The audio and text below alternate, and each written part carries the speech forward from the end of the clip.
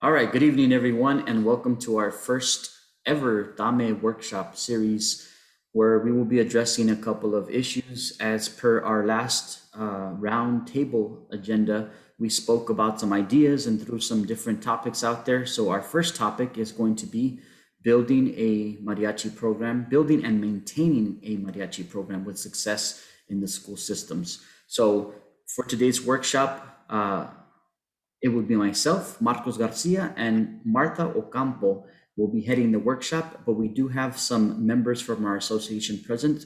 And if you guys want to chime in or ask questions at any time, this will stay archived for all our active members for at least 1 year. So by all means, if we miss something, then go ahead and speak out, ask questions. Let's make it very interactive so that we can have a good workshop stay here for the archives, okay? So let me go ahead and begin with sharing my screen. Let's see if we get the technical aspect to work. And I have a small PowerPoint with a few things. So once again, I said myself, Marcos Garcia, Marta Ocampo, and we do have a guest speaker that will be speaking, Alex Treviño. He could not make it because they have their workshops going on tonight for the virtual aspect of the region workshops they're doing. But he did chime in and send us an audio file that we can use that we'll be listening to later on. So let's start with a couple of key topics, and then at the end, we'll go ahead and recap everything. We want to keep it under 1 hour if possible, but we'll try our best to elaborate on as much of these topics as we can. So one of the biggest things that we spoke about at our roundtable was recruiting and retention of a mariachi program. And one of the biggest ideals, I guess, of a mariachi system is knowing that I have one system that works for me, and Miss Ocampo has a system that works for her. It's not saying that my system is right and hers is wrong, or vice versa. There are a lot of different ways that you can build a mariachi program. There are a lot of different systems you can use. There's no right or wrong way. We're just here to say that there are a lot of different approaches to this, and we're going to give you a couple of perspectives from what we found have been successful for us. So when it comes to recruiting and retaining the kids for the retention part of the system, we are fortunate that we started our program. If you're not familiar with my program at Ed Couch Elsa ISD, we have a program that runs from 6th grade through 12th grade mariachi. So we are fortunate that we get to go recruit at the 5th grade level to get them auditioned into the 6th grade. And we do audition for them into the program for a couple of different reasons.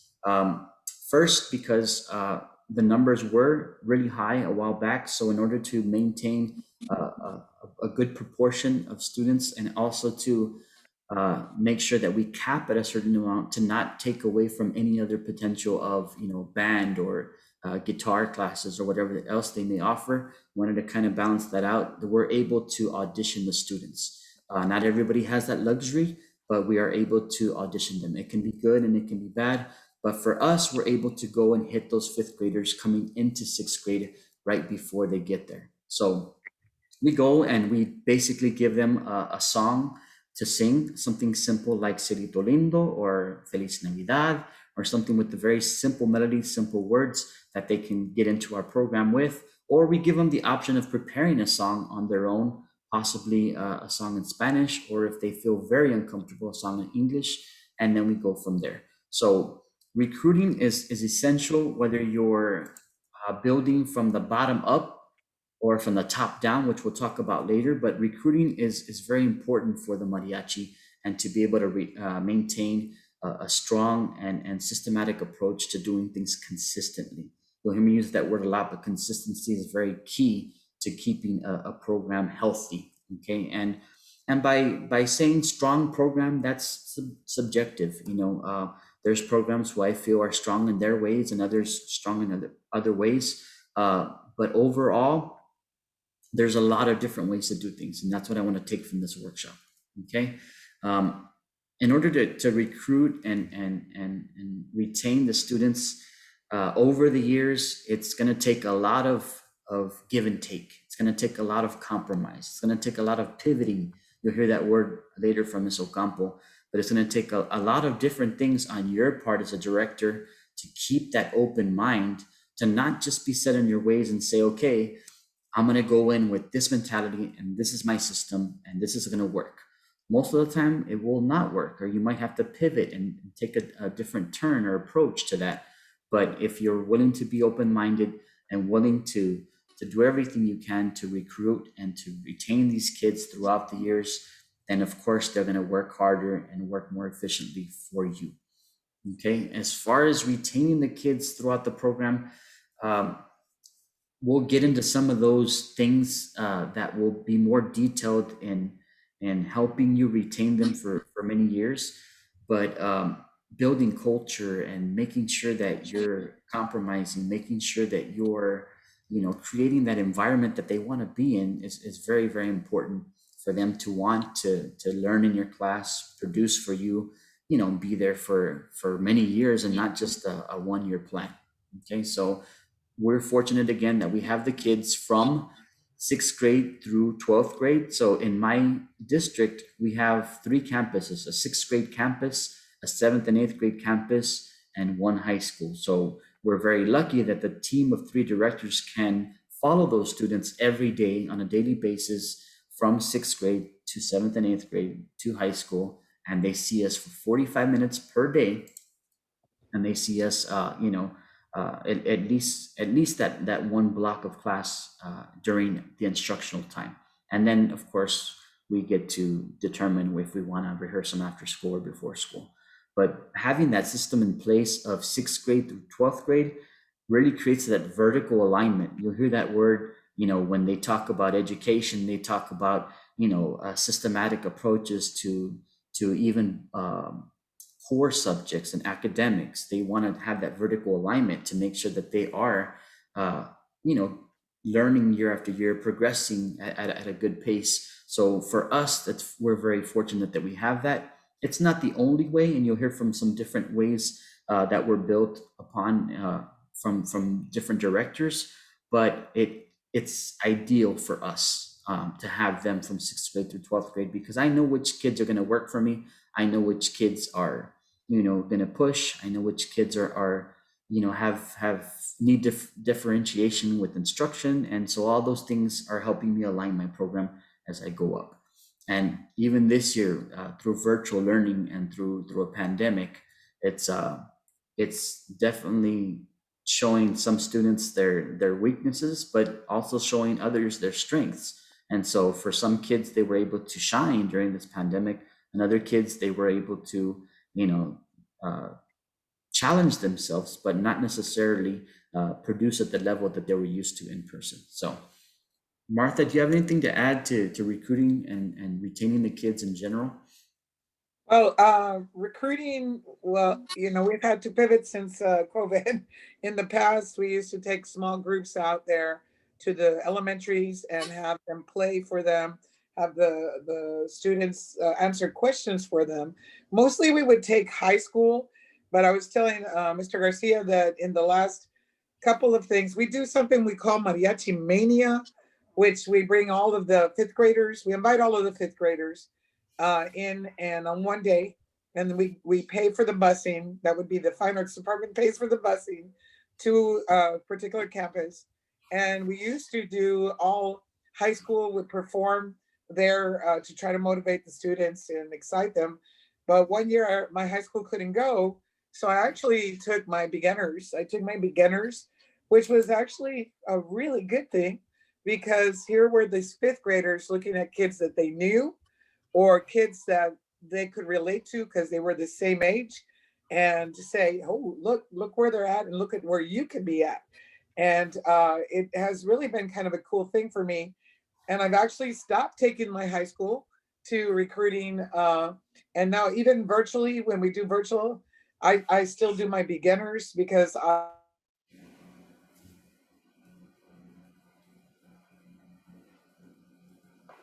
You froze up there for a second, Martha. Can everybody else hear me okay? Give me a thumbs up so that way I can get back to Yeah. it. for program. Okay, there you are, Martha. Okay, yeah, you froze up for a second. You're back. All right. So how much did you hear? We were talking about Miss Ocampo about sending the junior high kids to recruit the elementary kids, which honestly makes perfect sense. It's more relevant, like you said. They're their friends. They see kids of their own particular age group doing mariachi, and they're like, "Hey, I want to go do that," as Right. opposed to let's bring in Mariachi Vargas, and sixth graders not gonna know what to do with that. Absolutely. It's really worked really well because the sixth graders then feel really important, and they feel important to start to practice even harder because they want to do a good job for you in recruiting. And so we've done a couple of virtual concerts for elementaries this year with the beginners, and we've done some because our situation, we have 6th through 12th. We start kids in 6th grade, and they're in the same school all the way through 12th. But we also have opportunities for audition into high school from other schools in 8th grade. And so this year, again, we have done before where we go to different schools. Like we've been to Griner and we play and the kids get excited, but we didn't get to do that this last couple of years. So it's been more what we did. Again, we pivoted and you have to call a lot. You have to communicate with the music teachers a lot. And I called and, asked them if I could send some of my students virtually to speak to some of their students about what the program was about at our school and all that. What also you need to know, sometimes when kids are older, they get a little scared of our school because it's all AP campus and it's tough. And then you put up upon that you have mariachi and they have to do a lot of practicing at home and individuals. So we had a few kids talk to some of their peers in 8th grade, and we actually had a few kids come on and audition for us from that school, and that was really, really good for us this year doing that. Retention, well, at our school, again, I'm going to say 6 through 12, fine arts, it does not have any sports. The only way kids could play sports would be at their home schools. So if I have kids that their home school would be Grand Prairie High School, we're on the same campus. So our kids, like I have a couple of soccer players that play with Grand Prairie High School soccer. But then there's some things that we can't give them. Cheerleading, we don't have cheerleading. We have dance, but we don't have cheerleading. And there's just some things that I can't give them. We have a school of choice that is career oriented. We can't do culinary. We can't do beauty school. We can't do those kind of things. But everything else, we are able to do that. And I try to make them understand that. Look, everything that you'd want academically, you're going to get it here at the school. This is one of the best schools that you can get. So it's about, what is important in our school academically, and then also explaining to them, what does your school give? Well, we're small, 6 through 12, and I think we have like 800 kids in our whole school. And so a lot of one-on-one, and that's a big draw. For 5th graders, it's their parents wanting them to get into Grand Prairie Fine Arts Academy, and they'll go to any strand to try and get into Grand Prairie Fine Arts Academy. So that doesn't hurt. But anyway, so that's what I got to say about that. Awesome, thank you. Mr. Cavazos, did you have something to chime in on that? I know you had your hand raised. I had a quick question. It sounded like to me like Ms. Ocampo had an option for the kids that maybe missed out on mariachi at middle school for them to, I guess, like you mentioned, audition as 8th graders. And does that mean they get to start beginning violin armonia at the high school level too? That sounds fantastic. It really does. Okay, so not at the Grand Prairie Fine Arts Academy, but I have at other schools that I've taught, I have started beginners in everything, band, mariachi, orchestra. I've started beginners in all of those other schools because it was possible. So I was a high school band director, and I was starting kids on French horn and all that because they wanted to be in band. So I started them as beginners.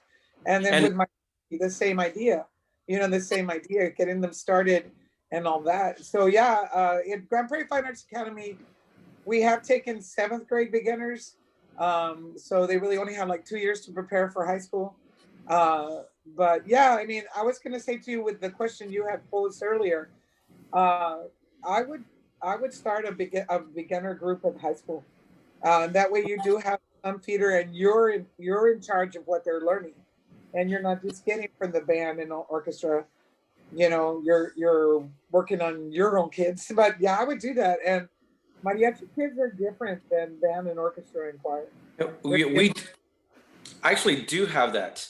It's the guitar players with the guitar program. I teach them classical and mariachi, pop and flamenco and everything. So that's where I get my guitar players. But I do have a specific mariachi beginner mariachi where I take 10 kids that they just need to have an honest desire to play violin and be a mariachi. And just as you mentioned, it's a different kid. It's here in San Marcos. It happens to be the kids that, like, for example, when I was in high school, I would hang out with those kids.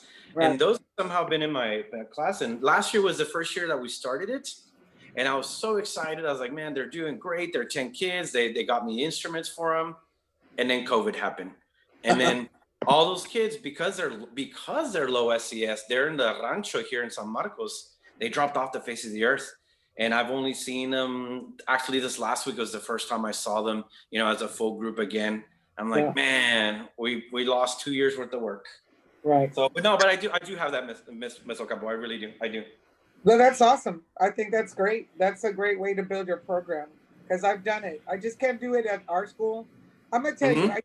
I took us actually. She was a senior last year, and she was one of the most amazing voices that I had ever heard.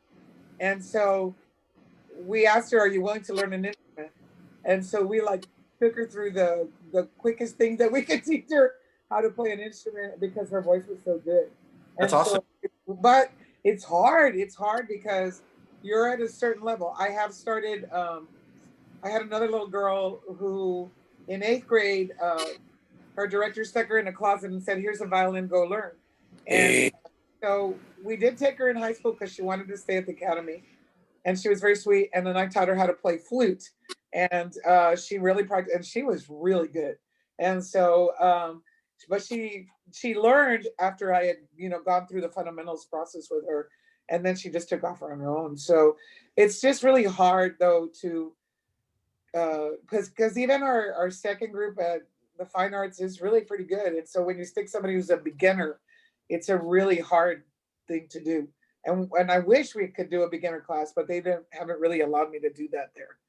But I Mm. have done it at other schools. But I was also going to say one with all the interest that your kids showed as accidents, right? It was no accident, by the way.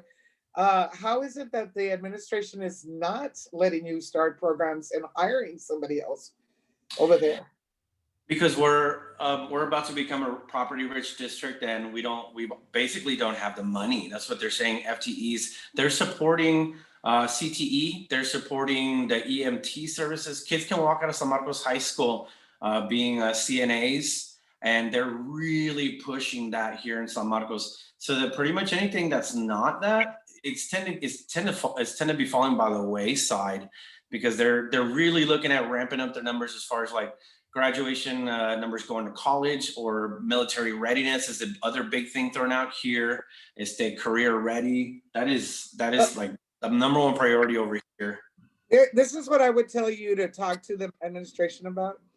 Mm-hmm. You could say obviously there's an interest because of the numbers you quoted us. That was almost 200 kids or more, right? Mm-hmm. That are interested. I Yep. would I would say to them, those things that you want them to be. Because I always tell my students, when you leave here, I don't necessarily want you to be a teacher or a mariachi teacher. Mm-hmm. I want you to go out and be an engineer, a lawyer, a doctor, but I want you to continue playing mariachi. And I said, for the love of playing mariachi. But the other thing is, you can actually make money while you're going to school to become a doctor and a lawyer, which you can. And so the administrators need to understand the skills that you teach would help those kids become those other things that they want them to become. And the other thing I tell my students too, I said, my music is the only thing that you could actually go out in the corner and play, and you're going to make money. Even if you decided to be homeless and that was what you wanted, you're still going to make money. I said, Yep. you can't be a football player out in the corner and knocking people down and making money. They'll arrest you. So for me, for the adults to understand that a lot of those kids, they may not have money, right? Their parents are making it struggle. Well, you teach them mariachi skills, they may be able to gig and bring some money home because it's like a job, but it's Mhm. with the skills that you're teaching them. So it doesn't make sense not to invest in them when that investment would continue on them growing and becoming better and becoming doctors, lawyers, engineers, and everything you just mentioned a little bit ago. Okay, It's that it's would fun. be. Sorry, Ms. Gop. It's funny that you mentioned that because as much as I know, Marcos knows me when I was in college, I was at the Riverwalk every day, taloneando, so I can pay my way. You know, it's never, it sounds hilarious. It's never occurred to me to go tell the I would. superintendent, hey man, we That's could do what this. I would tell them. That's what Hmm. I would tell them. That this could pay their way to become those things that they want them to become. Hmm. They could be Absolutely. if we start them at the younger age. The skills that they'll develop will continue for them and you retain them that way too. So anyway, that's my 2 cents. That's a great point. I will be bringing that up. Yeah, I'll be bringing that up ASAP here, honestly. All right, so some very valid, very good points there in reference to recruiting and retention. And I don't want to linger on one subject, so we'll move on.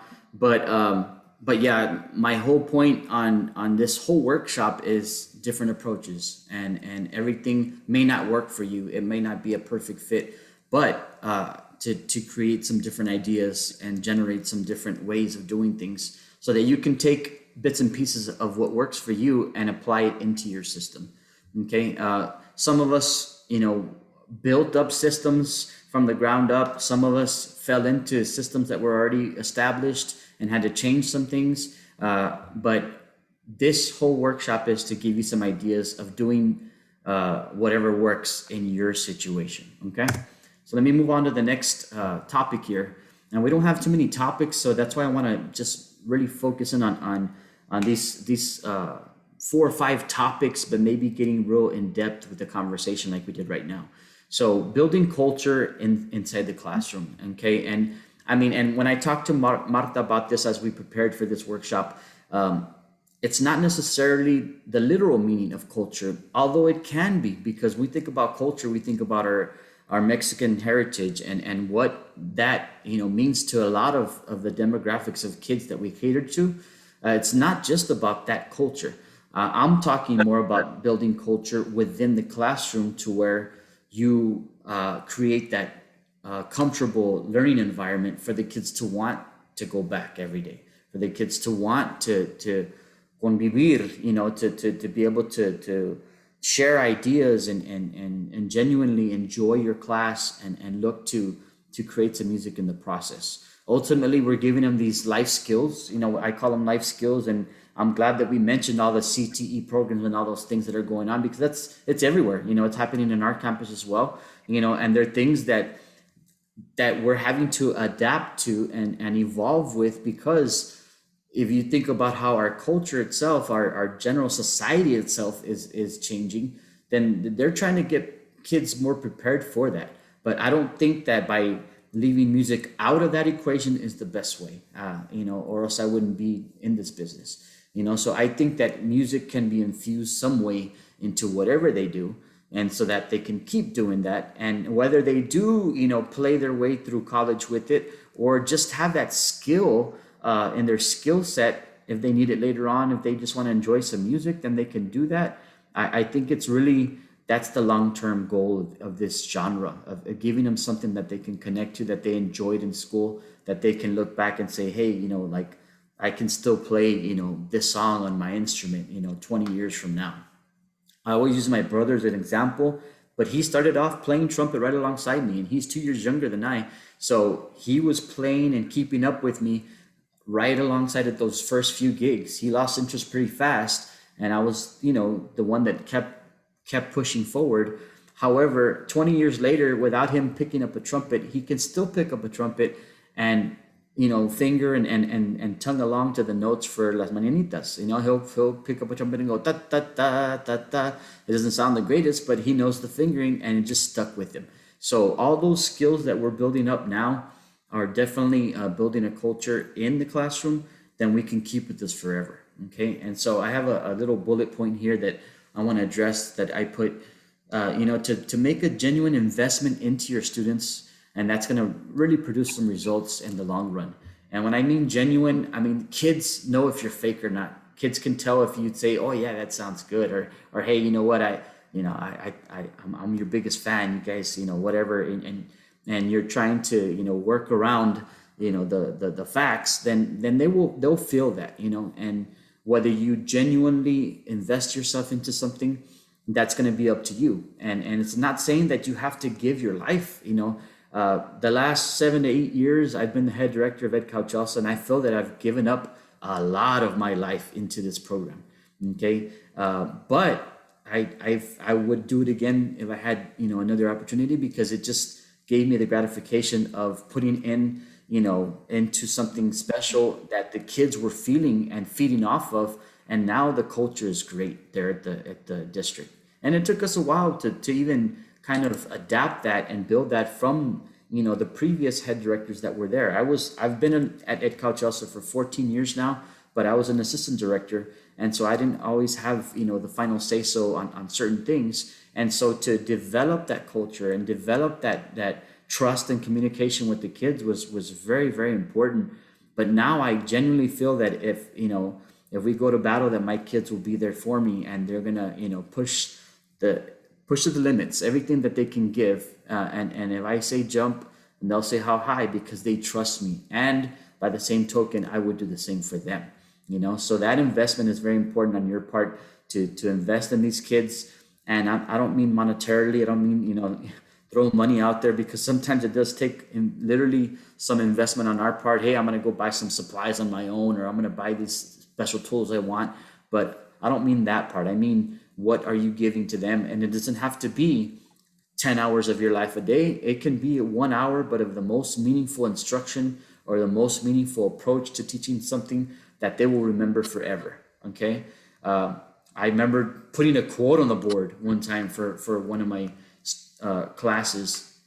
And then I saw that kid post that quote on Facebook, and he put I heard the most awesome quote today, and boom, he threw it out there to all his friends, So I know that it'll stick with them forever, but it's just sharing those little moments with them that they're going to build that trust with you, and the communication will be there. So that when you ask for a little bit more than what they can give later on, then they'll do their best to give it to you. Okay. So anything else, Marta, or anybody else for that matter, on building some culture within the classroom and really giving those kids something to remember? Hey, Ms. Garcia, can I ask you, because I'm on my little iPad here, I can only see you, and I would really like to see the rest of them. And I guess it's because you're sharing. That's what it is. Yeah, and I can't see anybody. How Yeah. about now? Okay, that's So awesome. I'll go back and forth. So I'll share the bullet points, and then I'll go back so you can see everything, if that helps.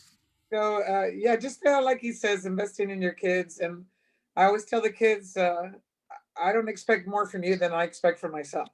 And so they know that you're always there, and you're not going to go to a weekend gig, even though you could have done something with them and stuff like that. And it's important to make sure they understand that you're all in, So Sometimes I even use that as a little negotiating tool with my kids. When they have something on the weekend, they give me an excuse. Oh, sir, I can't go. And I say, and what about my $50 gig that I could have done, or $75 gig that I gave up to be here with you guys? I give them the guilt trip, right? But that doesn't always work. But it shows your investment. I say, hey, I prioritize this even over my professional group sometimes, and I expect you guys to at least do that, or by the least token, just communicate with us to let us know what's going on. And I think by me easing off, at first I was always trying to get all the kids there. No, it's not fair, and you gotta, being hard on them,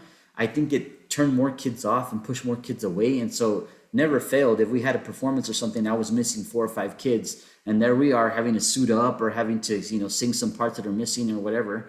And then after a while, I said, okay, communicate with me, let me know ahead of time.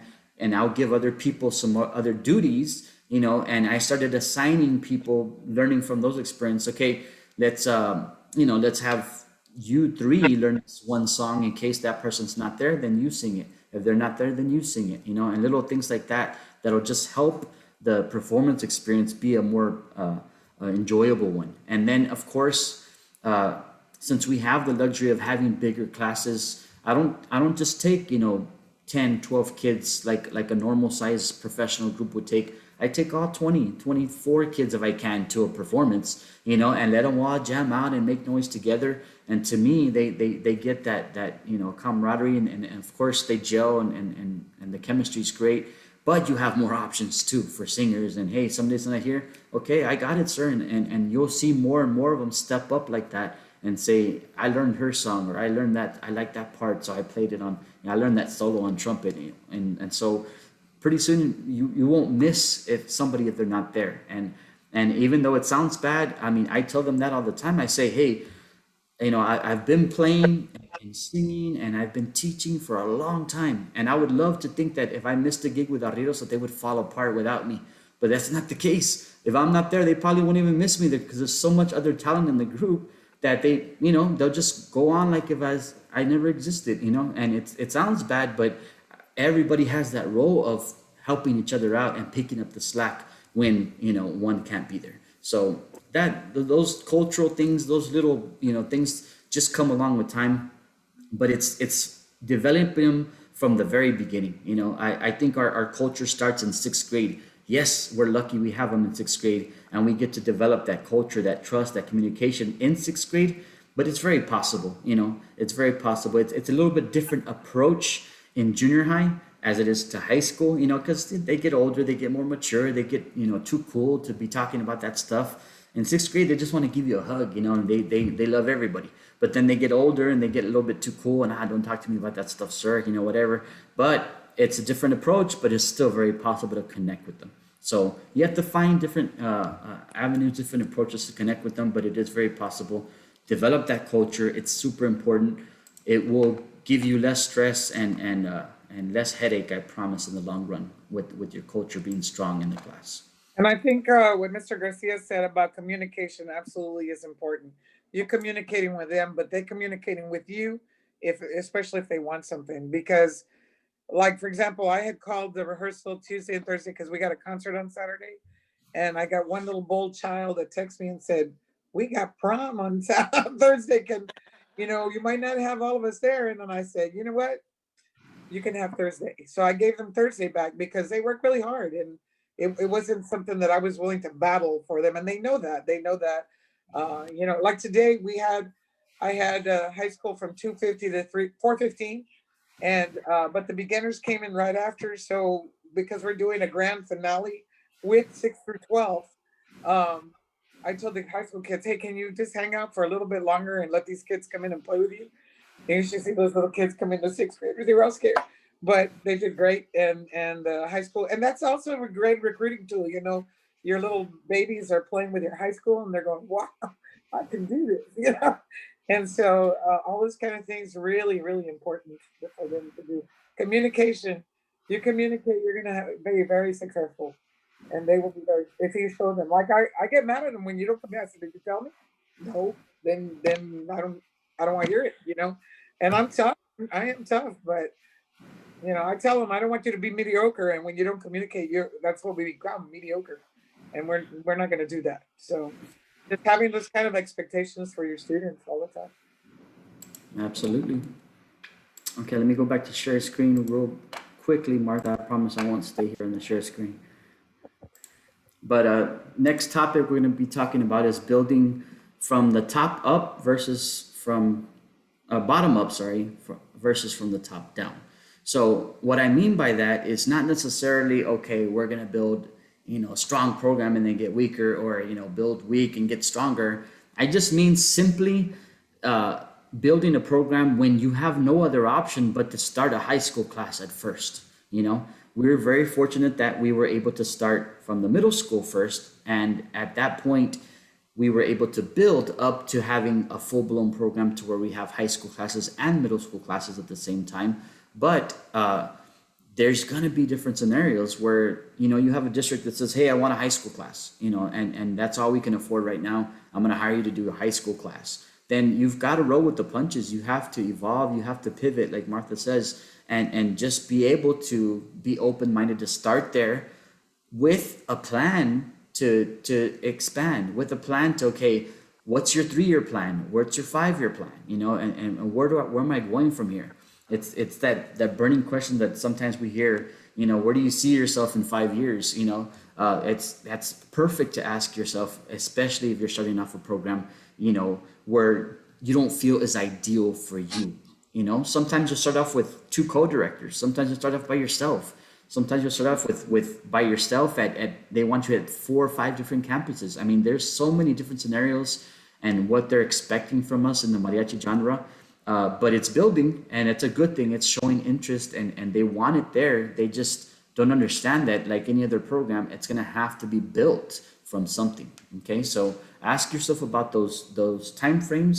Where do I see myself in 3 years or in 5 years, and then from there, be able to expand. So, Juan Cavazos. Yeah, it's funny you mentioned. Were you spying on me 5 years ago, or is that what you were doing? We were the same story. In fact, my position changed from band director to mariachi director in October. So in January, it was me and little Cristina Tello in the orchestra playing guitar and vihuela. And then the next year, they're like, okay, where's the mariachi? I'm like, hang on, people. Ya querían. They're like, hey, it's September 16th. Are you going to have the mariachi here? I don't even know who's in the class. And it's been a lot of, like we said, Marta and Marcos, just kind of pivoting and what can they learn fast that's going to sound good and I can keep admin off my back while I actually teach the kids.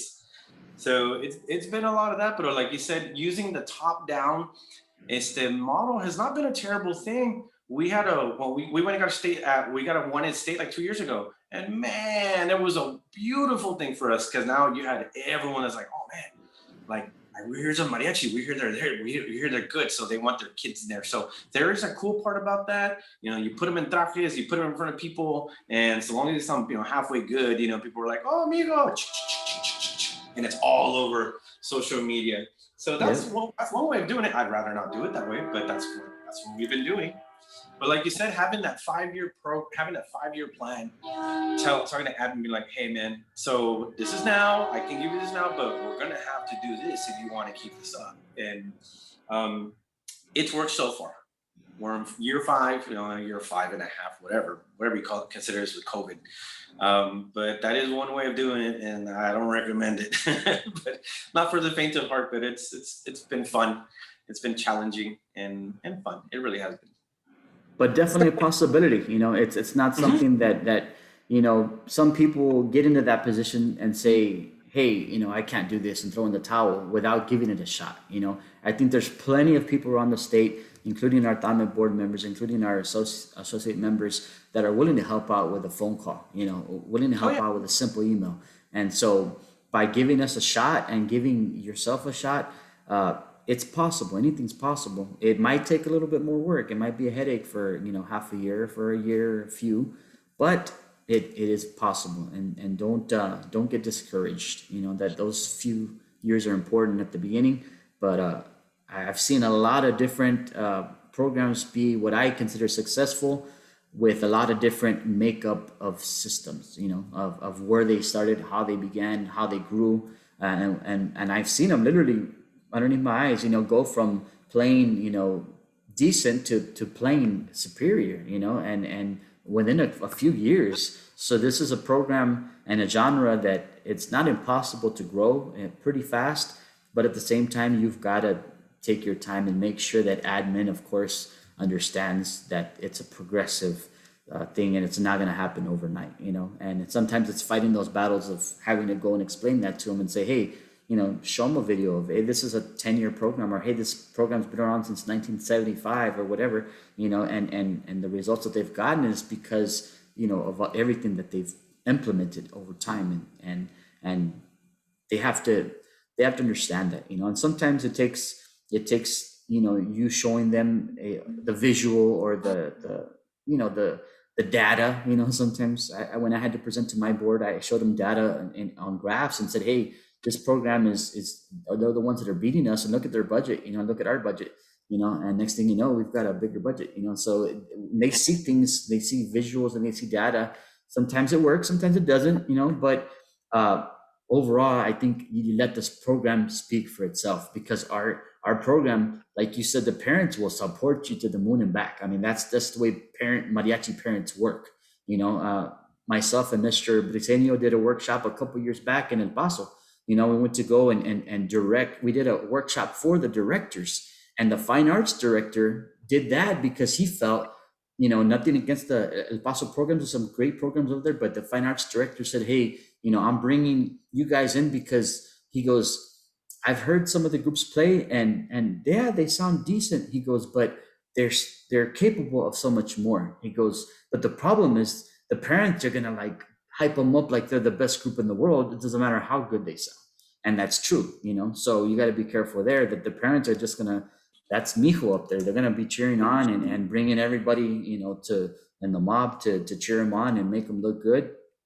But you have to ask yourself, hey, is it really something that's at their level, that they're sounding good, that they're playing tight, you know, that we can build upon, and not just be satisfied with, you know, something that you know can grow for sure. Marta?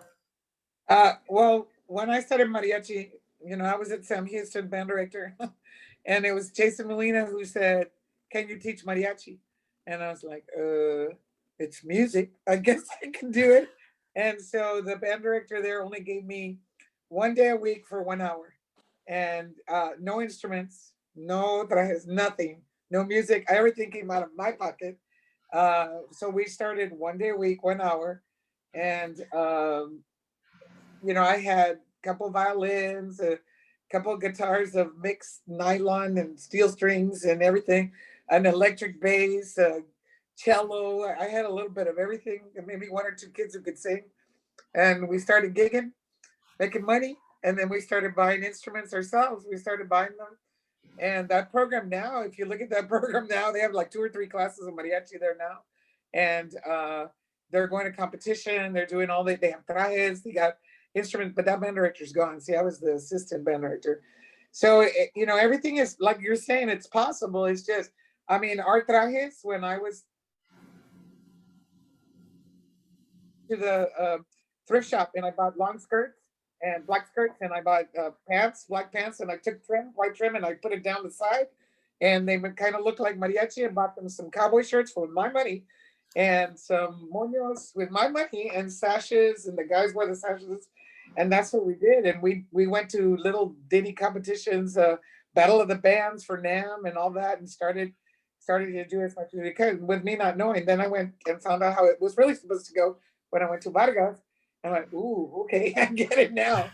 Then I started to invest myself into researching how to get better me before I can teach them how to get better. So I just had to become better. And right now, like I'm the high school director, and again, my scenario is different. All our kids are in our campus, so 6 through 12 is campus. But even though I'm the high school director, my associate and we both work together. So I teach beginners because I have to teach beginners. I'm very particular in how I teach beginners. And so I'm the one that teaches them. I don't care if I'm the high school director. I'm the one that teaches the 6th graders. And then we work together, and I tell them, this is the process that I want you to do. And Maria works that with me and stuff. And, you know, I was telling Mr. Garcia that pre-pandemic, our kids were learning all 12 major scales, or 6th graders, by December. Post-pandemic, or now, right now during pandemic, our 6th graders have actually learned all 12 major scales by like February. So it took them a couple more months, but they were still able to do all that. So I'm real particular about how I teach my beginners. And I'm involved now. I didn't used to be involved with 7th and 8th graders, but I do teach 7th and 8th as well. And I teach high school, the top group, and Miss Sandoval teaches the 2nd group.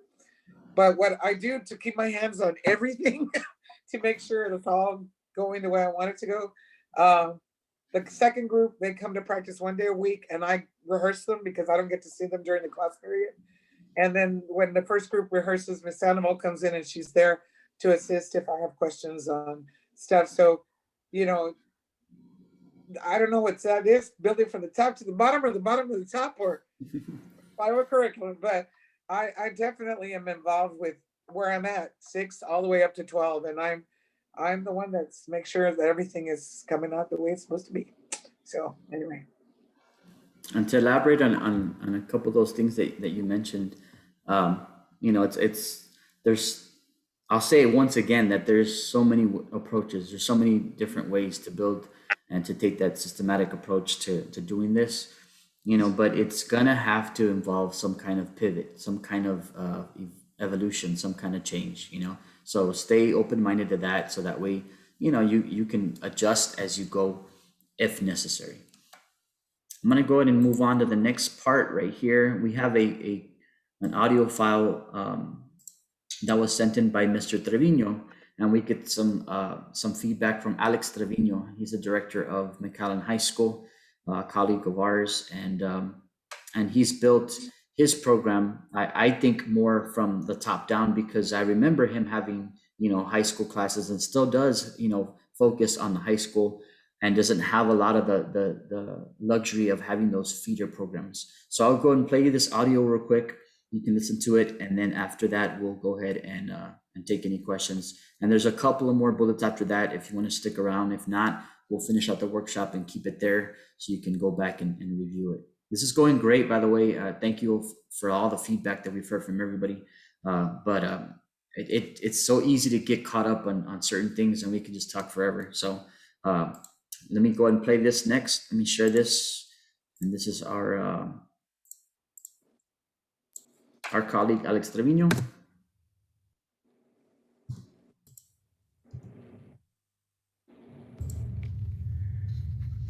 Good evening, TAME members and Mariachi directors. My name is Alex Treviño, and I am the head director of the McAllen High School Mariachi Oro here in McAllen, Texas. I'm sorry I wasn't able to be there at the meeting personally tonight. We do have a region clinic and workshop going on tonight with our region, so I am moderating and hosting that. But I did want to take some time, as per Mr. Marcos Garcia, TAME President's invitation, to speak to you guys a little bit about our program and how it works, and what we do to try to maintain a solid program here in our school district or in our high school. Here at McAllen High School, we are blessed to have a team of 3 directors. Myself as head director, and I do have 1 full-time assistant, as well as another assistant director that serves as a science teacher here at our school. So we're just very lucky that we were able to bring him on board on a stipend to join us as another assistant director. So we do have a team of 3 working with our students here at the high school, which definitely always helps achieve the goals of our program, having a few of us working together to get to where we need to be as a program here in our school. Here in our district, students begin at the high school level with mariachi. I know that there's some programs out there that do have middle school feeder programs, which is amazing. It's great to be able to do it that way, and I really wish that everyone could do that. That's the way to go. Just like the band, like the choir, like the orchestras, do that. That really is probably the best way to go at it. And unfortunately, every school district is different. Every school, every situation is a little bit different, and we are a 5A high school. We were 6A for many years, and just this past year, because of enrollment levels that dipped just below that mark, we are a 5A high school. However, contrary to popular belief, that doesn't always mean the best resources or the biggest budgets and such. And with me being here over the years, I've kind of learned to accept the situation that we are given, and do our best to work with what we have. We're always going to keep fighting for our programs and keep trying to get what we are able to get the students closer or on the same playing field as other schools, just to give them the best opportunity. And that happens sometimes, doesn't always happen the way we want it to, but again, we learn how to work with what we have and make the best of the situation. And that's what we try to do here in McAllen High School, McAllen ISD, with our programs. So as I mentioned, students begin at the high school level with us. Most of the kids that we have are shared with the orchestra, band, and choir as music programs. Of course, kids are in other activities, other UIL activities, and theater and the dance team and sports and all that. But as far as from the music department, we do share them with orchestra, band, and choir. Not all of them entirely, but a good portion of them we do share with them. For example, violins are part of orchestra and also part of mariachi. The trumpets are part of the band and part of mariachi. And when it comes to some kids that are in choir, uh, they don't have to be a part of the choir if they're singing with us. And some kids are, some kids don't. So the choir involvement is a little bit more minimal, but we do have a couple of choir kids here and there that are part of our program as well. So most of our armonia starts from scratch with absolutely no music experience. We train guitarrones. We're lucky enough to get them as freshmen. Vihuelas, guitars. We try to bring in freshmen or sophomores, underclassmen, so that we can have them for at least a good 3 or 4 years to get them up to par. Where with what they should be playing at a high school level. Sometimes it happens when we get them as freshmen, and that's great.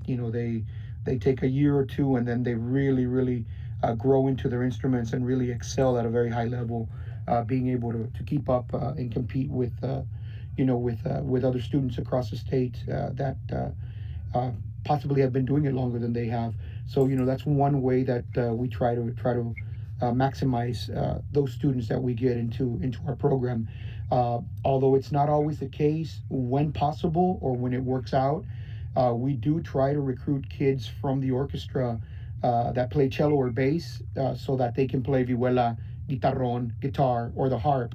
Of course, trying to make up for lost time when that happens. And of course, our results are maximized even more because those kids already come with some sort of music experience. They can read music, they can count. They have all those fundamentals from playing the cello or playing the bass. So they adapt or they pick up those instruments even quicker. And that has happened in the past. Where a bass player from the orchestra or a cello player will be playing guitarron for us. Will learn guitarron for us, vihuela or guitar, and we have very good results when that happens. Sometimes that's not always the case, and we just try to find kids that are willing to work hard and put their time and their energy into our program. The choir students, some of the choir students that sing or sing well and want to be a part of mariachi, that don't necessarily play an instrument. Sometimes we'll recruit a couple of kids here and there to play the guitar, play the harp, and of course, we don't have too many positions for guitars or for harps in an ensemble, so those kids are limited to how many we can have in our group. It doesn't always happen, but when that happens and it works out that way, then of course that's great to be able to offer that opportunity to some choir students to be part of our program as well. A lot of times our singers happen to come from the orchestra or from the band. They're just kids that are natural singers. They've got that natural talent, and they end up playing violin in the orchestra or trumpet in the band or another instrument. And so we do have the good fortune of running into some kids here and there when that happens. So of course we try to spot those kids. We try to find those kids, and we try to take advantage of that situation. Again, to kind of make up for that, the fact that we don't have a middle school program at the moment. So we just try to make the best of the situation and work with what we have to try to achieve excellence, which I think is the goal of any director for whatever division, whether it's mariachi, band, orchestra, choir. We want to do the best that we can for our program. We want to get our kids as well prepared as possible. So we do what we have to do to kind of identify or spot those kids and have them be a part of our program as well. One of the ways that we do that is by staying as visible as possible within our school district, within our school, within our community. We go out there and perform in an average year, not this year so much because of the whole COVID situation, but on a regular year, the kids are out there performing at our feeder middle schools, at our feeder elementary schools, any middle school or elementary that feeds into McAllen High School. We try to go out there and perform at least a couple times a year for them for, a little Christmas concert, little Christmas performance, Cinco de Mayo, 16 de Septiembre, try to kind of just capitalize on some of those important dates where we can set something fun, something cool, set something up for those kids. And, we work with the music teachers, elementary music teachers and principals in those schools so that we can stay as visible as possible and they can see the kids performing. Of course, kids are going to be attracted to something that sounds good. So we try to, keep it lively, keep it fun. We do the traditional, rancheras, sones, wapangos, polkas, that kind of stuff. But we also like to do some flashy stuff that the kids are going to be naturally attracted to, and some high level arrangements, of course. And then we like to also go into playing some crossover arrangements, some stuff in English, to try to attract a broader audience. So, some Christmas tunes in English or some oldies in English that the kids can relate to as well. It's always fun to throw in a couple of those numbers in there when we're out there performing, with the intention of recruiting some of those kids to where when they get to middle school, they'll pick an instrument, that the mariachi uh, an instrument from the mariachi that is also included in band and orchestra, or they know that if they go into choir, hey, they can always pick up the guitar or the vihuela or the harp when they get to us here. The main thing is keeping them aware that mariachi exists in our community, in our school district, and that just because it's not there as a middle school level, at the middle school level as a choice of a fine art, we want to make sure that they know that we are here and that we're alive and kicking, and we're trying to stay as prepared as possible, and we're trying to maintain consistency. And so that consistency, it's probably the toughest thing to come by because of the situation. So the more that we're out there performing for these kids, the better that we'll be able to maintain some sort of consistency over the years. Although we'll take some hits here and there throughout the years, when we have a certain amount of kids graduating, we don't always have uh, other armonia players or other, trumpet players or strings players that come prepared, already with singing experience or with the stylistic nuances that, the mariachi has, which is there's just so much out there. And, that's going to happen from time to time. And again, we just try to stay positive and try to work with what we have and try to keep going forward. And, with the hopes that someday, we'll be able to have something going on in our middle schools. So, I know so many directors out there are in so many different situations. And one of the good things that is happening with TAME, especially this year, is all of this cool stuff that where we get to share, what our programs are like, share our experiences, our hardships, and also the things that work for us, the things that don't always work, and that we've figured out over the years to try to get people that are in similar situations to kind of get an idea of what they could possibly do to help them as well, because it's worked for us. And so that's what it's about. And no school, no district is in the same situation. And I think this is a very cool thing that Mr. Garcia and the TAME board are doing, so that we're able to share all of that, because so many different stories out there. Something is bound to apply to your program as a director. It's not what we're doing here because your situation is different.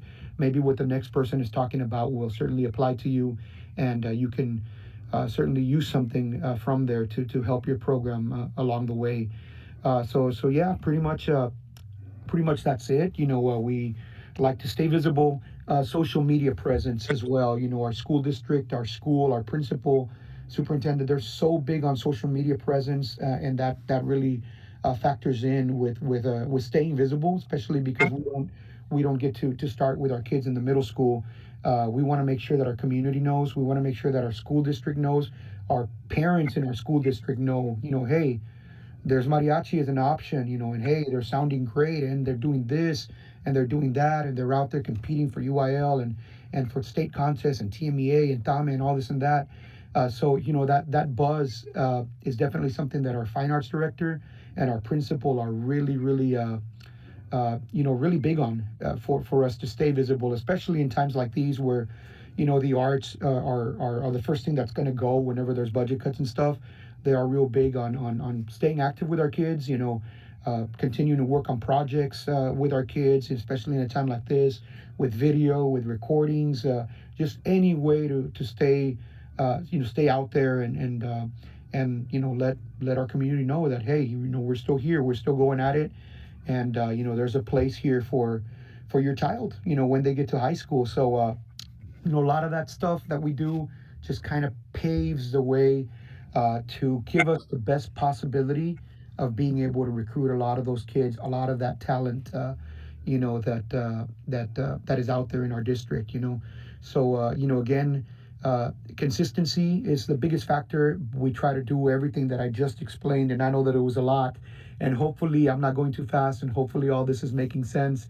But I just feel that this is what kind of helped us over the years, to give our students the best possible, opportunities, and that's pretty much what we do here. And then we've got a good team of hardworking directors, as I know many of you guys are as well. Mariachi directors. We are probably some of the hardest working music directors in the state. They're not to take anything away from what our colleagues do, because we've got excellent band directors, orchestra directors, choir directors that do a great job, and mariachi is not anything that stays behind in that regard either. I think most of us are just as passionate as these other divisions with what we're doing with our kids. And congratulations to all of you guys, and props to all of you guys for everything that you guys are doing. We're here to try to help. If there's anything that you guys need, or any particular questions that may need a little more explanation, if there's something that didn't make sense when I was explaining, please feel free to reach out to me, reach out to Mr. Garcia, and reach out to me, and I'd be happy to speak with any of you guys and help out in any way that we can. That's what it's all about, especially in a time like this. And I know Mr. Garcia said that I had 10 minutes, and I think I'm already at 15. So I'm going to go ahead and sign off. But thank you so much for listening. And again, this is all in the interest of helping other programs that may be in similar situations as us just find a way to maximize what they can do for their kids and for their program. So thank you once again, Mr. Garcia and the TAME board, and thank all of you guys for listening. Have a good evening, and thank you so much once again.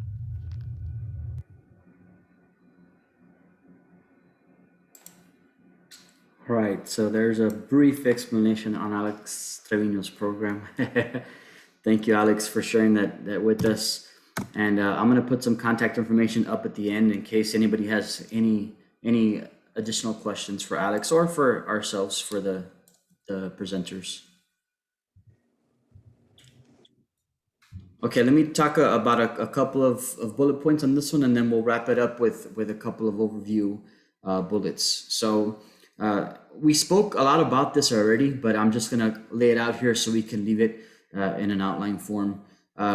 When we're talking about loyalty and commitment to your program, balancing and prioritizing obligations are pretty important. And so that comes with the whole communication thing that we spoke about earlier. That comes with the whole compromise, and not necessarily always sticking, by your guns, that kids have to be there and, they have to commit their lives to you. We do expect them to commit, but a compromise is always going to help. I know that people freak out that I've only been rehearsing my varsity group one time a week for the last 3-4 years. If I'm lucky, one time a week, because they have so many other things going on, and it's just what the system is. I mean, they're so busy, and so I work out that one time a week that I say, okay, if we have to start rehearsal, which in most cases starts at 6:30 or 7 after they're done with their stuff, then we'll start at 7 o'clock, and I'll hang around at school that one day, and we'll get rehearsal going from 7 to 9 if we have to. And that one, I'd rather have one day of a very effective rehearsal than to have, 5 days of that we can't gel together. So that's just my personal opinion. That's what works for me. But again, it's compromising with these kids to work out with their schedules to get together on something that works for everybody. And if they all commit to that one thing together, then, we're going to have the same end result, because we all have the same expectations and goals. So, and Marta mentioned this earlier, Ms. Ocampo said that don't expect what you can't give yourself. And so I'm going to reiterate that because, again, we want them to put this, commitment to the group, and we want them to put in time. But if you're not willing to put that in yourself, as far as preparing yourself, being, resourceful and making sure that you have the answers for the kids as much as you can. If not, get the answers for them, find the answers for them. But don't do anything, or don't expect them to do anything that you can't do yourself, and I will always be the prime example for my kids. If I want them to do a certain, gesture while they're singing, or, smile a certain way, or move a certain way, because I feel that that's going to help their showmanship, then I'll be the first to go up and demonstrate for them. I'll take the mic from them and I'll get on that stage and I'll do it. I might feel a little silly at sometimes, but if they see you doing it, then they know that, hey, they can do it themselves, So sometimes it takes that, or find a good example that you like, with any of those things. It doesn't have to be showmanship. It can be, you really want to get the style of a certain articulation on the violin, then find somebody who does that well and show them a video of that, or if you can't demonstrate for yourself, bring somebody in that can, or find, somewhere that you can show them, hey, this is what I want. This is what I want you to emulate. And the more they see that, we're a very copycat type of genre, to where, it reminds me a lot of the Suzuki method, where they're just, emulating what they see. So do it yourself. And I promise you the kids will be the first ones to do it, and then you'll even surprise them along the way, because they don't think that you'll be the one to demonstrate for them, and throw a grito, or dance a certain way, or even last year. I mean, I've had these kids for 7 years, most of them, and last year we were doing Celia Cruz's pa pa pa pa pa pa pa pa pa pa, bum pa pa pa pa bum, and I did that song years ago with with campanas and everything when I played with them. And so we had little dance moves that we put, and so I told the kids, we're gonna do a basic step, 1, 2, 3, 4, and just real simple step. And I had them moving, and then all of a sudden I threw in another step, and they're like, whoa, sir, you can dance. And I'm like, hey man, we gotta, just do what we can do to, enhance this music, so if they freak out if you sing for them, or if you dance for them, or, if you go outside your comfort zone for them, then they'll go outside theirs for you. I promise you. Okay. So just remember that little tip. Be prepared to deal with obstacles and resistance. I think we've all been there. We've had obstacles, we've had resistance from different, I'm not saying that the band directors necessarily, orchestra directors, will give resistance. Sometimes they will. I've been through programs where they support me to the moon and back, and I've been through programs where they don't want to look at me.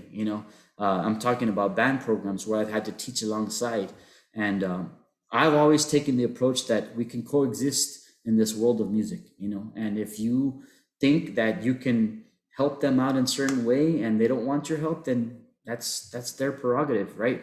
We're not pushing what we're doing on them, but if we can do anything to just make sure that we legitimize our genre, then it'll get them, I think, make them respect our genre a lot more, and I think it's like that typical association that people have with the old school mariachis, that, hey, they're at the cantinas and they're, asking per song, and they're this big old men, and they're just the borrachos, that's the concept that some people have of mariachis. Well, some band directors have a concept of mariachi in their head of previous mariachis that they've heard. And let's face it, there's some mariachis that are pretty bad in the school systems, as far as, I'm not saying how they're built and how, I just the end product, because that's what band directors see at the concert, And so if you have this notion of how mariachi sounds, and you're used to hearing all these out of tune notes and all these, singers that don't align with the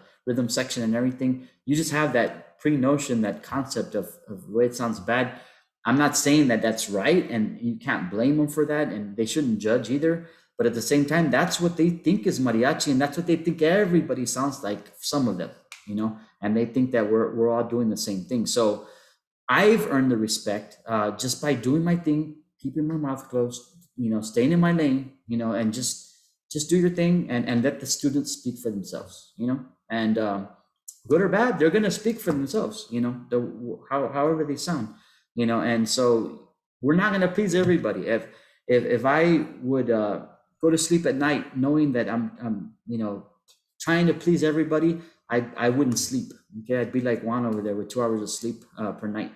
So I gave up on that, trying to please everybody. I know that I'll do certain things that are not going to be agreed upon, but at the same time, I'm going to do things how I feel it's going to be the most legitimate way that it's going to make my program successful. And if people don't like it, they don't like it. But we're not going to please everybody. That's just the world we live in today. But just do right by yourself, and whatever you can do for those kids. And if they're happy and you're happy with what you're hearing and what you're seeing and what you're feeling from the output that they're giving you, then hey, we're doing our job, and people will feel that too. Okay, whether they're from a different genre or they know nothing about mariachi, you will reflect through your students, I promise you. All right, so here's a couple of key points to remember. I'm sorry I didn't ask for input on those last bullets, but if you want to chime in at the end, you can, guys. Marta and Juan, I know you've been real instrumental in this presentation. But key points, I like that. I was talking to Marta yesterday, and she used that word pivot, and I said, I want to revolve this whole thing around that word, man. It's cool, because I think of marching band, back to my marching band days when they say pivot, and so you literally like pivot and make that turn, and it's almost abruptly, And then I was talking to Alex about it and said, hey, I like that word pivot. And he said, yeah. And we agreed that not only do you have to pivot, but in the process, you have to adapt. So to change is okay, and don't feel like, hey, I'm going to turn this way, but I don't care who's following me. I'm going this way. No, you might have to pivot back the other way, or adapt as you're pivoting, and so make some changes, but feel out the kids. Ultimately, you're there because you want to see the gratification or feel the gratification of their success, of their end product. And if they're not feeling good about themselves, chances are you're probably going to feel bad about yourself too. So you want the kids to enjoy themselves. You want them to have fun and make music together. But sometimes it's going to take some adapting. I'm sorry, but I had to learn the hard way. I used to be real like, no, it's this way and that's it, and then the more you are open-minded and have that open mindset, there's that last bullet for evolution and for change, then I think the world is an easier place to live in, and I mean, you're talking about, I don't have the experience of some of you guys, but I do have, my 20th year teaching. I've taught elementary, I've taught, high school, I've taught middle school, I've taught college, I've directed professional groups, and then I've played, instruments professionally and everything. And so my way is not the only way, but I just know that I've had to lighten up a whole lot over the years. If I think back to my first half of the career, I started off in elementary music. So you can imagine the misery I went through for 3 years of having to deal with little elementary kids, not knowing that I had more to give. And, I was stuck with doing one little choir concert per semester, of a couple of songs and head voice, so that's what I went for. I went from that and having to deal with that to the different stages of my career. But those first few years, first half of my career, probably, I was just so adamant about, no, it's got to be my way and they can't, change. And I just had so much resistance from the kids and sometimes from other teachers. And, and I learned as I went. But now it's like, I feel like I'm stress-free because I feel like I give a lot of ownership to the students and say, okay, what do you guys want to do? Y'all want to play some rep? Okay, give me some suggestions. If I don't have it in my library, I'll go find it or I'll write it out. I'll figure out a way to do it. But I've adapted to being a little bit more lenient and a little bit more carefree. I even remember a kid 2-3 years ago. He went up to me and said, "Hey, Garcia," he's like, "It's like, man, you're like stress-free, man. Like, what's going on? Like, we're used to you getting after us. Come on, like we need it, Like he wanted me to start getting after him more, and I was like, hey, man, I'm already over that. He was a senior, good kid, And he goes, it's not like you. And I said, you know what? I'm just kind of over it, that I want to live stress free, and I'm not going to, get anything out of ripping you guys if you're not doing what I'm asking you. If you don't want to do it, that's fine. I said, but I'm done getting mad, So as I've evolved in my career, I've evolved my approach to teaching, and it's been a more enjoyable experience by far. I mean, Juan caught me at the first part of my career when I was, teaching mariachi to college kids when I was, fresh out of college myself. I thought I was a little hotshot, and I was teaching guys like Juan, a couple years younger than me, and so I had no idea what to expect. It was a different experience. It was a learning experience, but I just had this mindset of, hey, it's got to be like this, and that's it. I went from that to now of adapting as we go, and every year is an evolution for us. Literally, we change, fundamentals. We change, approach to teaching. We change, different rep. We change things every single year as we're adapting to these changes that are going on. So, hope that, in a nutshell, is pretty much everything that we covered today. Hope that it's useful. We'll leave it here archived so people can go back and go back and reference this. Here are the contact information for the presenters that we had today. Whoa, let me go back.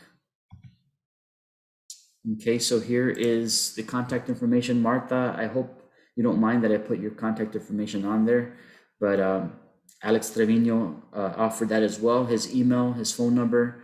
And again, this will be archived on our members only page so that they can go back and contact this. It's like I tell my students, I'm never gonna say no. There might be times where I can't get back to you right away, but if you call me, leave me a message, text me, I'm pretty good about getting back to you within that day, and so for the most part, if I'm not like extremely busy, then I'll find a way to get back to you and do whatever I can to get you an answer to the question, because I'm willing to help out. And I know that I can speak for Marta and for Alex that, we're willing to help out. And so that's what I like about how TAME is going right now. We are taking that turn for, and it's been there, it's been lingering for years that we've been wanting to do this, but along with Mr. Nino having these ideas for having these, these talks and these roundtable discussions leading up to our first workshop now, we're finally actually putting this to use to where we're getting the ball rolling with actual things that we can offer in the educational aspect of TAME. So I know that there's more people on this short list of presenters that are willing to help. So don't be afraid to ask for help. We're a text away, we're a call away, and I hope nobody's intimidated or anything by giving us a call, but we're willing to help, definitely. Any closing remarks from my co-presenter? I can't see anybody. You have me on. There's not many people left, but there you go. There's our final. Does anybody have any questions about anything that maybe we didn't touch about? No? Or any additional input that you'd like to input from your perspective? I want to make sure that we get other people's perspective. Mr. Neal, I would like to find out some of the things that you talk to your students about when they get out of high school. Like when they're choosing a college, a university. Many times the students want to go to the most known universities, okay, because they are well represented in the state finals and stuff like that, but they don't understand that many times when you get fewer students, you get more one-on-one instruction. You know where I am. I'm at Our Lady of the Lake. So if you all have any questions about our program, let me know. I don't know what's going on as far as the COVID. Is there any way I can go visit, whatever? I don't know the situation. I need to I've been kind of laying back because of that. Okay. So, and also, there's also a lot of new things. Since I am judging, many times, like UIL doesn't want people to do workshops and then judge. So conflict of interest thing situation. But I'm not asking for judging I'm asking for a recruitment is concerned. But yeah, go ahead. Well, I was gonna say, does your school send out stuff? Because I I know you're at Our Lady of the Lake, because I went for UIL, or what did I go over there for? TAME, I don't even remember anymore. Yeah. That's the only reason why. They look to go to those big ones because that's who they see. They see those in competition. If there's any way you could, well, when we get out of this COVID thing, maybe Yeah. do a presentation at a competition with your group so people know you exist and that your kids are good, because that's the only way my kids know. I mean, for example, Marco said he taught at college. I also taught at the community college, and my kids didn't know that they had a community college. And so I tell them, you're going to go to community college, go play in the mariachi, go do stuff like that. So, but we don't get anything that says, hey, Our Lady of the Lake has mariachi, or this program has mariachi, or whatever. So even if it's an email from you saying, hey, don't forget that we are having mariachi and we're only interested in your students, or something, something Yeah. like that. Or even when we're at the competitions right now, there's not much, but if TAME is, I'm not TAME, is UIL planning to do the state in person? Does anybody know for sure? Yes, I was contacted by the UIL, and it's So supposed that, to be June the 18th is supposed to be the right. competition, 18th and 19th. So So to me, it's a perfect time for you to go approach those programs. Of course, right now it's a little late, right? Because it's already, right. but when we come back to normalcy and you have the kids at TAME and all that, it's a little early. And then you can approach those people, hey, and we have a program. If you guys are interested, here's my card. And then you can start recruiting that way. But recruiting is a bear, and it's a bear Yeah. for every level. And you have to understand that you do have to do it. You do have to do the footwork for recruiting if you want to have a successful program. So The problem with us is that a lot of people think that it's too expensive to go to Our Lady of the Lake. And I have to explain to them that 85 to 90% of the students are in scholarships. and that's the thing that they need to know, Right. So you need to, it is a private school, but we have scholarships and we can help you out if you're interested. And Okay. because it's a smaller school and it's kind of tucked away, it's not like out there, Yeah.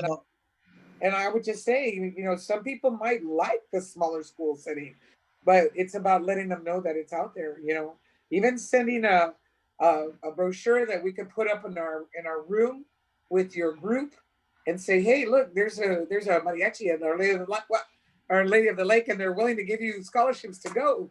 Hey, it doesn't hurt. I did send out a couple of years ago. I did send out brochures to a lot of schools, and then especially, well, I did it in the valley, a lot of the valley, and then San Antonio area.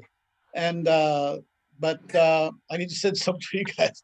Well, Nino is very well aware of me, and in fact, that was Marcos was telling you that we went to El Paso to do a workshop. At the same time, Fort Worth contacted me about doing a workshop for them, and I said I had already accepted the El Paso gig, so I just couldn't do it. I wish I had done it, but I didn't. So I know Recruiting. that Hector Bermea is going to be spearheading like a whole division of connecting the education side to the colleges. We want to get in with having the connection with you and with Monica Fogelquest and with all the options within Texas and other states if we can, to have the students very aware of where their options are and not just stay local. I know that a lot of the kids here in the Valley are guilty of that. they want to go to UTRGV because they have a strong program, but more because they want to stay close to home. A lot of the kids are Right. like that here in the Valley. So, but I know that for future topics, this is kind of off subject, but for future topics, we had already spoke about that. That being one of them is that Hector wants to kind of coordinate with the college professors, with the community colleges, and reach out to all those kids that possibly are studying that want to become, future mariachi educators. So we can kind of get like a mentorship program going with them as well. So it's something that's definitely in the works. I'm glad you mentioned it. But we will be looking into that so that we can coordinate that with the different colleges and universities. I have a question for you, Marcos. Does TAME's website have a tab for students? Like if they were to go onto our website, is there a student tab page that they could maybe Hector could get the links from each, like Our Lady of the Lake, and then just put the link and the kid could go click on that, and then it would directly take them to Mr. Bastinio's page, and then he could, here's how to contact, or Monica's page or whatever. But if we have it that way, we could tell our kids, hey, go on to TAME, it has a student page and you can look at all the universities that, We can do that. It's definitely a possibility. And I mean, a quick fix just to add a page to there. And then I can, put Hector and Rafael. It's real good with webmastering stuff too as well. There's some And links that will links. automatically click them onto their web pages, and then they can contact them, The reason why we haven't really, I guess, enhanced that part of our approach yet for the students is because we're having trouble getting membership participation first, like directors and stuff. But once we get hopefully some more active members and we get more people to participate and know that we're doing these kind of things, because it's still fairly new, it's very fresh. So once they get into the swing of things of knowing that these resources are here, we're hoping that they can now branch out to the kids, and we can even have the kids, pay a small fee if we wanted to, because we offer a college level membership right now currently, when we offer retired educators membership at a discounted rate.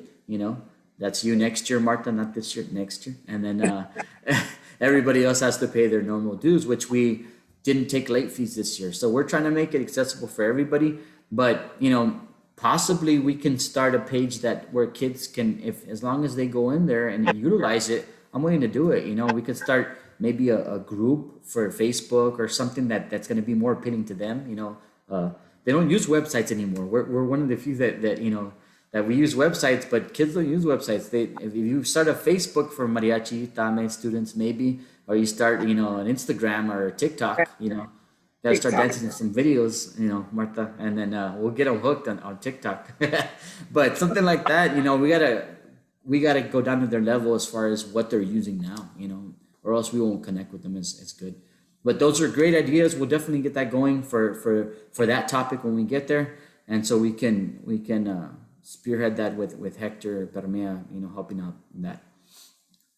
Anything else before we adjourn for the evening? because it's almost pumpkin time. I'm just telling you. I know. I'm looking And at the Emily clock. is young too, so it's pumpkin too.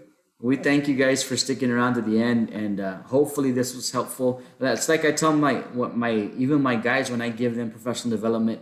I say, I hope that there's at least one thing that you can remember from here and apply it. Not just remember it and tomorrow you forget it, but take it and go apply it to something, And the more you apply it yourself, it'll stick with you, And so do it. It'll be here so you can go back on the member site and go back and refresh, and we'll keep adding videos. Next month will be another round table. That's the way we have it's set up, but I might consider doing another workshop because we already have a couple more topics because of the last round table.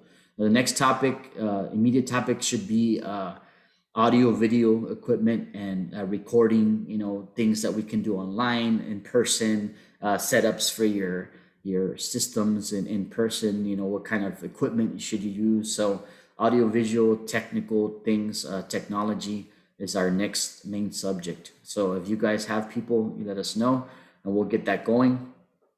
But other than that, we'll keep generating some other topics that you guys want. you guys that are the more active ones, by all means, shoot us ideas and say, hey, I'd love to hear a workshop on this, and we'll make it happen for you, I promise. Okay. So other than that, I appreciate your time and your input and for making this pretty successful for the first time. And we'll keep adding to our resources. Any questions before we leave? All right, let me hit stop recording. Good night, everybody.